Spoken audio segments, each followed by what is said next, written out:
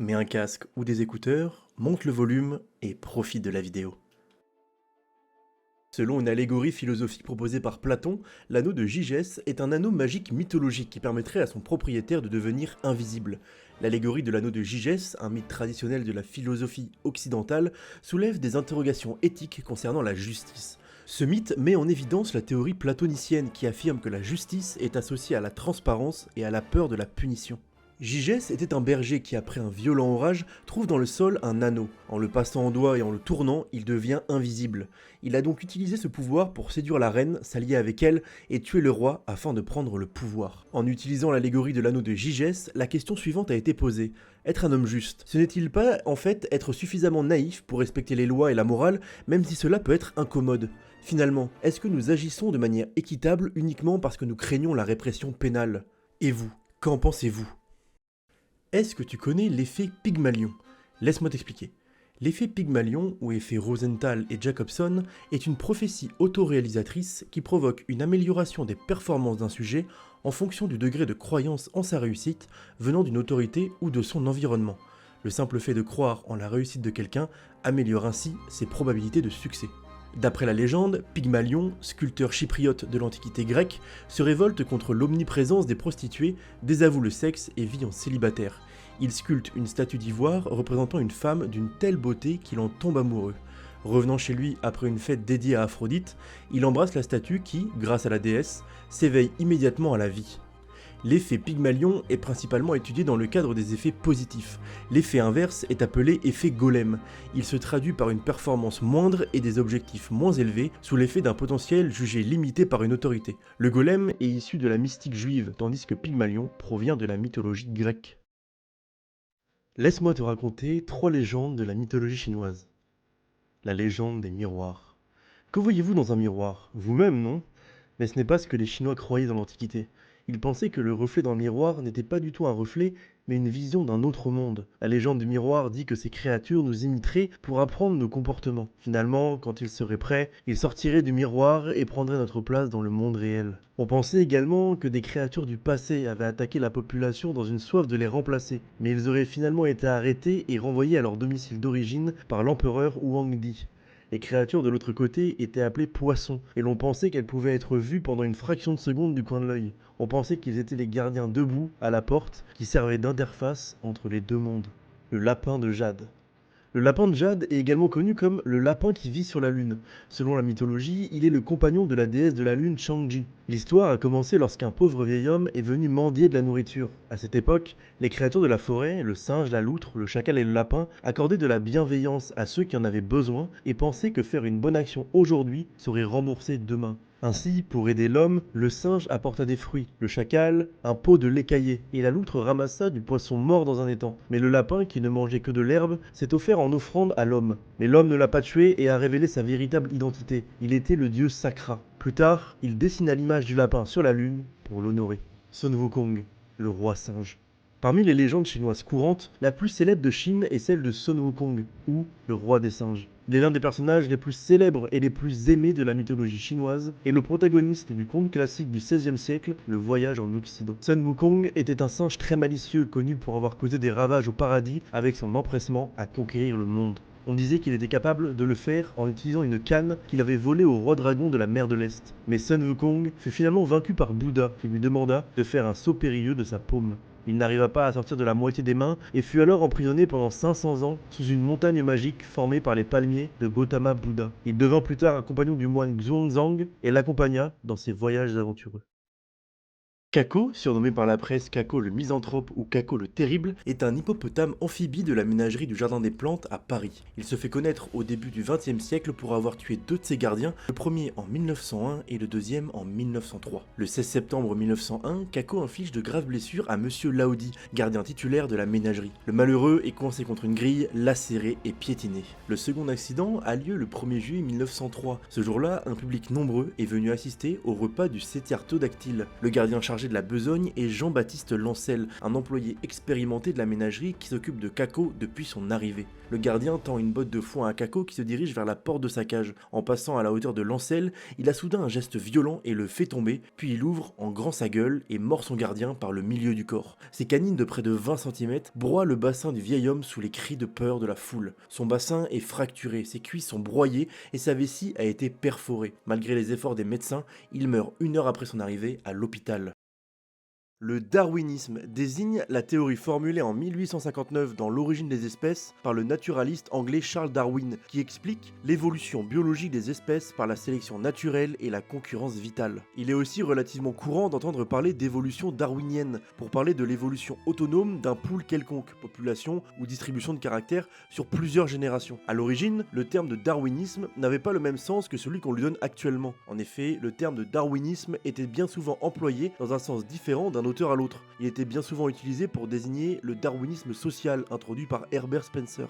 Pour Herbert Spencer, la concurrence est justifiée par le darwinisme comme caractéristique primordiale des rapports sociaux, dont il déduit un ordre inégalitaire et libéral. Inversement, le prince anarchiste Pierre Kropotkin relativise l'importance de la concurrence dans le processus évolutif et privilégie l'entraide et l'altruisme, autres facteurs de l'évolution, comme rapports fondamentaux des relations sociales. Au début du 19e siècle, l'existence d'espèces éteintes ne fait plus de doute dans la communauté scientifique, grâce notamment aux travaux de Georges Cuvier sur les mammouths et sur les mastodontes. C'est ainsi qu'en 1808, Jean-Baptiste Lamarck propose une théorie explicative de ce phénomène, en mettant en jeu l'évolution des espèces, qu'il fonde en particulier sur l'affirmation des principes de la transmission des caractères acquis, soutenu déjà par Aristote, ainsi que de l'adaptation au milieu. Darwin précise cette théorie en expliquant plus profondément ce dernier point par la sélection naturelle. Cependant, les idées de Darwin sont vite acceptées un peu partout en Europe, à l'exception notable de la France, où elles se heurtent à de nombreux géologues et paléontologues soutenant déjà les théories antitransformistes de Cuvier, anti-uniformitarisme ou anti-gradualisme face aux partisans de la théorie évolutionniste de Lamarck. En Turquie, à partir de 2019, la théorie de l'évolution est bannie des programmes scolaires du secondaire, collège et lycée, pour n'être abordée que dans l'enseignement supérieur. En 2011 déjà, le pays avait bloqué des sites sur Darwin et sur la théorie de l'évolution. La bataille navale de Heligoland, qui a eu lieu le 28 août 1914, fut l'une des premières batailles navales de la Première Guerre mondiale. Elle a opposé les deux plus grandes flottes mondiales, la Grand Fleet et la Kaiserliche Marine. Elle a également influencé toute la stratégie et le cours de la guerre en mer lors de la Première Guerre mondiale. L'île d'Helgoland se trouve au sein de l'archipel allemand d'Heligoland, situé dans le sud-est de la mer du Nord. Cet archipel appartenait au Danemark depuis 1417. Cependant, le 31 août 1807, la garnison danoise fut chassée de l'île d'Helgoland par une escadre britannique. À partir de 1808, des licences de commerce délivrées par le gouvernement de Londres à des négociants britanniques firent de l'archipel d'Heligoland une plaque tournante de la contrebande permettant de contourner le blocus continental instauré par Napoléon Ier. L'archipel fut officiellement annexé par le Royaume-Uni en 1814. En 1855, l'île d'Helgoland servit de base de formation à la Légion étrangère levée en Allemagne par le gouvernement britannique pour combattre l'Empire russe durant la guerre de Crimée. Est-ce que tu sais ce qu'est l'ultracrépidarianisme ? Laisse-moi t'expliquer. C'est un comportement consistant à donner son avis sur des sujets à propos desquels on n'a pas de compétences. Cela a pour origine une anecdote racontée par Pline l'Ancien. Un cordonnier, entré dans l'atelier du peintre Apelle pour passer une commande, observe les œuvres du peintre et lui signale une erreur dans la représentation d'une sandale. Le peintre la corrige. Mais lorsque le cordonnier émet une autre critique, le peintre lui répond « Ne supra crepidam sutor judicaret ». Autrement dit, un cordonnier ne devrait pas émettre de jugement au-delà de la chaussure. L'ultracrépidarianisme consiste donc à s'exprimer hors de son domaine de compétence. D'aucuns considèrent que ce comportement s'explique dans certains cas par un biais cognitif qui conduit les moins qualifiés dans un domaine à surestimer leur niveau de compétence par rapport à ce domaine. Ce biais cognitif, connu sous le nom d'effet Dunning-Kruger, a été étudié à la fin du XXe siècle par les psychologues américains David Dunning et Justin Kruger. Est-ce que tu connais la légende du Jiu Weihu ? Laisse-moi te raconter. Les mythes chinois sur les esprits du renard à 9 queues se sont répandus au Vietnam, en Corée et au Japon, et les histoires d'esprits du renard abondent dans toutes ces cultures. Le renard à 9 queues est caractérisé comme une bête sauvage, rare et puissante, ou étant un esprit renard doté de grands pouvoirs magiques acquis par une longévité de plusieurs centaines d'années de vie, marquée par ses 9 queues. Très présent dans la littérature et le folklore depuis des siècles, c'est par l'intermédiaire de la culture populaire japonaise notamment que le renard à 9 queues est devenu un symbole de la fantaisie asiatique dans le monde, où il est désigné sous le nom de Kyubi, ou plus improprement, sous celui de Kitsune. On retrouve beaucoup de renards à 9 queues dans la pop culture mondiale, que ce soit dans Yu-Gi-Oh! Avec 7 cartes, ou encore dans Naruto avec Kurama, aussi appelé Kyuubi no Yoko, le démon renard à 9 queues, qui est enfermé dans le personnage principal Naruto Uzumaki. Ainsi, à chaque réveillon du Nouvel An, les gens collaient des couplets de printemps rouge, allumaient des bougies, brûlaient des bambous et, plus tard, faisaient des feux d'artifice pour éloigner tous les mauvais esprits. Tout le village et la ville étaient illuminés et les gens restaient debout pour accueillir la nouvelle année. En Chine, l'esprit de renard, le Jiu Weihu, est un habile métamorphe. Jiu Weihu est une espèce de renard à la belle fourrure blanche et à 9 queues qui hurle comme un nouveau-né et mange les gens. Les premières légendes parlent de renards intelligents qui se cachent au plus profond des montagnes où ils étudient et pratiquent la magie taoïste dans le but d'atteindre l'immortalité. Plus ils acquièrent de la sagesse, plus ils font pousser de queues, et après un millier d'années, les esprits de renards les plus habiles font pousser 9 queues et deviennent immortels. Ils peuvent prendre la forme de n'importe quel humain, homme, femme, vieux ou jeune, bien que leur queue très touffue les trahisse souvent. L'idée que les métamorphes sont frustrés par leur queue est un thème récurrent dans les mythes chinois. Le roi singe, par exemple, peut être le métamorphe le plus habile de tous, a toujours eu du mal à savoir quoi faire de sa queue lors de cette transformation. Est-ce que tu connais la légende du Nian? Laisse-moi te raconter. Selon l'ancienne légende chinoise, dans l'Antiquité, il existait un monstre féroce nommé Nian, un animal maléfique à la tête de lion et au corps de taureau. S'isolant longtemps dans la mer Noire, la bête se rendait sur la terre ferme à la fin de l'année lunaire et chassait les hommes et le bétail. Ainsi, chaque fois avant le Nouvel An, tous les villageois s'enfuyaient dans des montagnes éloignées pour éviter l'attaque du Nian. Les choses ont pris une autre tournure lorsque tous les habitants se sont mis à se réfugier dans les montagnes et que le village a accueilli un vieil homme étrange. Avec des cheveux argentés et des yeux brillants et perçants, il était un mendiant en haillons, marchant avec un bâton. Noyés dans une grande panique, les villageois ont fermé leurs portes et leurs fenêtres et ont empaqueté leurs vivres. Tout était en plein chaos et personne ne se souciait du nouveau venu. Une grand-mère de l'est du village vint voir le vieil homme et lui donna de la nourriture. Elle répéta la terreur du monstre Nian et le persuada de s'enfuir avec d'autres personnes. Cependant, le vieux restait calme et lissait lentement sa moustache, demandant à rester une nuit dans la maison de la vieille femme et il expulserait la bête de proie en récompense. La grand-mère n'était pas totalement convaincue de sa promesse, cependant, le vieil homme ne changea pas d'avis et, n'ayant pas d'autre choix, la femme partit et s'enfuit seule dans la montagne. À minuit, le monstre finit par s'introduire dans le village, mais il sentit le subtil changement d'atmosphère. Alors que tout le village était dans l'obscurité totale, la maison à l'est était éclairée. En s'approchant lentement de la maison, il trouva toutes les portes et fenêtres collées avec des papiers rouges et de nombreuses bougies allumées à l'intérieur de la maison. La bête tremblait et criait, regardant toutes ces choses étranges. Pris de rage et de panique, elle se précipita vers la porte d'entrée, et c'est à ce moment précis qu'un fort craquement éclata dans la cour, intimidant et ordonnant au Nian de ne pas s'en approcher. La porte d'entrée s'ouvrit en un éclair, et le vieil homme sortit en robe rouge, rugissant de rire. Le monstre Nian était gravement effrayé, s'évanouissant dans la nuit noire. Le lendemain, les villageois sont retournés dans leur tribu, surpris de voir que le village était intact. À ce moment, la vieille grand-mère comprit que le départ du Nian venait de la promesse du vieil homme. Elle s'empressa d'aller voir les autres villageois et leur parla de l'engagement du mendiant. Désireux de vérifier la vérité, tous les gens ont afflué chez la vieille grand-mère et ils ont trouvé les papiers rouges sur les portes et les fenêtres, les bougies dans la maison et les bambous non brûlés dans la cour. Bientôt, les villageois ont été éclairés par la vérité. Le bambou qui brûle, les craquements, la couleur rouge et la lumière vive étaient des clés magiques pour effrayer le monstre. Le vieillard finit par se révéler à la grand-mère. Il était le dieu stellaire Ziwei, descendu sur Terre pour enchaîner Nian, qui cessa définitivement de troubler les humains. Laisse-moi te raconter 3 nouvelles histoires sur la mythologie chinoise. Pangu, le créateur du monde.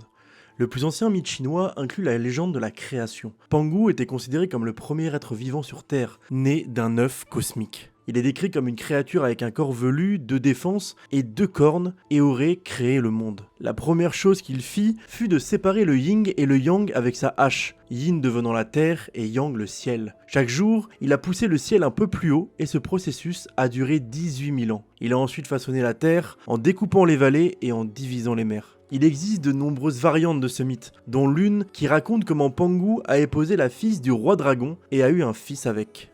Nua, créatrice de l'humanité. Selon la mythologie chinoise, Nua est la déesse de toute l'humanité. On dit qu'elle a créé la race humaine. Selon la légende, les 4 piliers du ciel auraient été détruits et le chaos aurait éclaté. Les incendies étaient incontrôlables et les océans inondés. Les animaux étaient devenus sauvages et avaient commencé à manger les gens. C'est alors que Noua a réparé les dégâts en coupant les 4 pattes de la grande tortue pour les définir comme les 4 nouveaux piliers. Après cela, la paix a été de nouveau rétablie sur Terre. Selon la mythologie, Noua est également la patronne des marieurs et a établi les règles du mariage. Un autre dicton dit qu'avec les esprits de la montagne, elle aurait créé un magnifique palais qui aurait ouvert la voie aux premières grandes villes chinoises. L'immortelle déesse de la lune. Il s'agit d'un conte sur la belle déesse de la lune qui tourne autour de l'élixir de la vie. Cette histoire ancienne nous ramène à l'époque légendaire où l'empereur de Jade était sur le trône. L'empereur avait 10 fils qui ont été transformés en 10 soleils. Ces soleils ont fait des ravages sur la terre et ont rendu les conditions impossibles à la survie des populations. Puis vint un archer courageux qui entreprit de les détruire. Il a tué 9 des soleils mais en a laissé un. L'archer s'appelait Yi. Plus tard, Yi a été récompensé pour son courage avec l'élixir de vie. Mais un jour, alors que Yi chassait dans la forêt, quelqu'un a tenté de s'introduire dans sa maison et de voler l'élixir. La femme de Yi a refusé de le lui donner et a tout bu elle-même. En buvant l'élixir, elle est devenue si légère qu'elle a été emmenée vers la lune, où l'on pense qu'elle vit encore aujourd'hui. Les gens du Moyen-Âge croyaient que la Terre était plate. Les théories de Ptolémée sur la rotondité de la Terre étaient reconnues chez les savants et les autorités religieuses, notamment dans les grands centres du monachisme occidental comme Cluny ou Cîteaux. Cependant, la plupart des gens du peuple, pendant cette période historique, n'ayant pas accès au quadrivium de l'enseignement médiéval, considéraient ces informations comme non fondées et les réfutaient catégoriquement. A l'inverse, l'héliocentrisme, qui avait pourtant été théorisé dès moins 280 avant Jésus-Christ par l'astronome grec Aristarque de Samos, n'était pas reconnu par les érudits de l'Antiquité tardive ni du Moyen-Âge. Il n'a été démontré qu'à la Renaissance, vers 1530 par Copernic. Et même s'il a fallu 2 siècles pour que son enseignement soit officiellement accepté par la hiérarchie de l'Église, l'héliocentrisme était un fait parfaitement admis parmi les ecclésiastiques et les religieux catholiques. La bataille de Dumlupinar, ou bataille du Généralissime, est la dernière bataille de la guerre d'indépendance turque qui mit fin à cette guerre. Opposant les troupes turques aux troupes grecques, la bataille se déroule du 26 au 30 août 1922. Après la bataille de la Sakarya, les forces grecques reculent et se replient vers l'ouest de l'Anatolie, en construisant des lignes défensives. Malgré la pression pour attaquer directement, le général turc attend et utilise une trêve pour renforcer ses troupes et diviser les alliés grâce à une adroite diplomatie, les Turcs ayant la sympathie des Français et des Italiens, alors que les Britanniques sont favorables aux Grecs. Les Grecs avaient eux-mêmes des problèmes internes. Ainsi, le roi Constantin Ier a décidé de remplacer le général Papoulos par le général Giorgio Anastasis, considéré comme fou. Le moral des troupes grecques est alors au plus bas dans ce territoire anatolien hostile. Au niveau des équipements militaires, les Grecs sont mieux équipés que les Turcs, avec des mitrailleuses, des canons et des transports plus modernes. Les Turcs disposaient d'une artillerie lourde ainsi que d'une importante cavalerie. Commencée le 26 août 1922, l'offensive turque effectue une percée le 27 août. Les Grecs sont battus le 30 août 1922. Le 30 août, jour de la victoire de Dumlupinar, est aujourd'hui une fête en Turquie, car elle symbolise le jour de la reconnaissance de l'indépendance.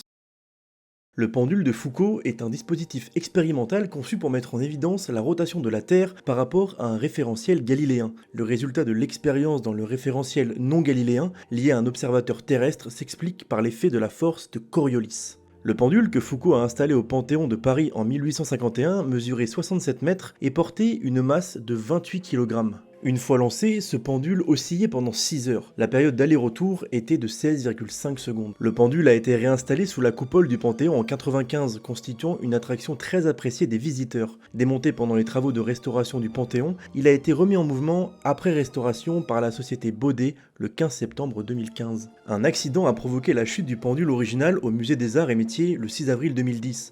La sphère, cabossée, devenue irrécupérable, a été conservée dans les réserves du musée en Seine-Saint-Denis avant de rejoindre le musée pour être exposée en vitrine. Une copie a été installée à la place. Corentin Jean Carré, né le 9 janvier 1900 au Faouët et mort le 18 mars 1918 à Souilly, est considéré comme le plus jeune poilu de France. Nommé sergent en juin 1916 sous une fausse identité, il est cité le 15 novembre et reçoit la Croix de guerre. Fin décembre 1916, il décide de révéler sa véritable identité, mais il doit, malgré l'appui de son chef de corps, démissionner de son grade et se réengager comme simple soldat. Il combat dans les tranchées au sein du 410e régiment d'infanterie et reçoit une nouvelle citation à l'ordre de la division en juin 1917. Sous-officier d'une admirable bravoure, s'est engagé à 15 ans sous un nom d'emprunt pour aller plutôt au feu. Toujours volontaire pour les missions les plus périlleuses, qu'il exécute avec un sang-froid et un courage admirables. La presse nationale s'empare de son histoire dès 1916. Le journal Le Petit Parisien en fait le plus jeune poilu de France. Le 5 mars 1917, dans une lettre à son ancien instituteur, il écrit « Ce sentiment de l'honneur, c'est à l'école que je l'ai appris. C'est là que j'ai appris que la patrie représentait non seulement la terre où je suis né, mais qu'elle représentait encore la tradition et l'honneur d'une race à faire respecter. Volontaire pour servir dans l'aviation, il est breveté pilote durant l'été 1917. L'adjudant pilote Carré est abattu au-dessus de Verdun et meurt de ses blessures à l'hôpital militaire de Souilly le 18 mars 1918. Il reçoit une 3e citation à titre posthume à l'ordre de l'armée. Adjudant Carré Jean Corentin, du 410e régiment d'infanterie, pilote à l'escadrille SO-229, attaqué par 3 avions ennemis le 18 mars, s'est défendu énergiquement jusqu'à ce que son appareil soit abattu, l'entraînant dans une mort glorieuse. Il est inhumé dans la nécropole de Rambercourt-Somaine, tombe 1510. Si tu as aimé la vidéo, dis-moi en commentaire ton histoire préférée, et surtout, n'hésite pas à t'abonner.